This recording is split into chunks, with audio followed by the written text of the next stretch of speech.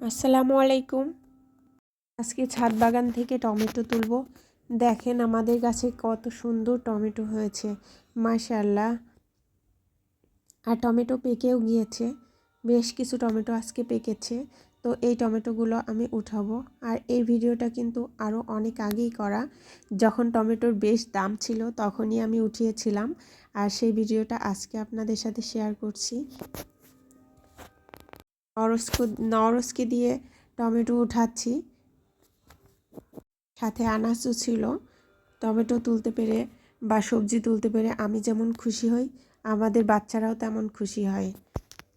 আমরা যারা লেখাপড়া শিখেও গৃহিণী, শুধুমাত্র ঘরের কাজ করি, রান্না বাড়া আর সন্তান পালন করা ছাড়া আমাদের কোনো কর্মই থাকে না, তাদের উচিত সামান্য একটু জায়গা পেলে গাছ লাগানো।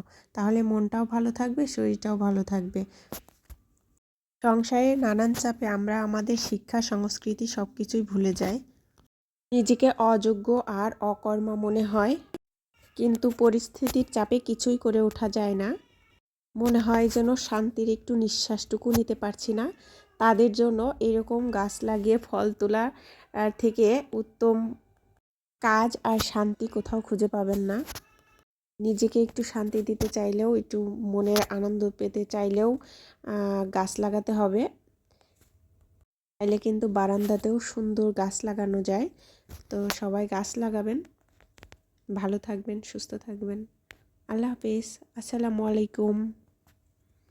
আমার ছেলে দুইটার তো টমেটো তোলার জন্য কাড়াকাড়ি লেগে গিয়েছে।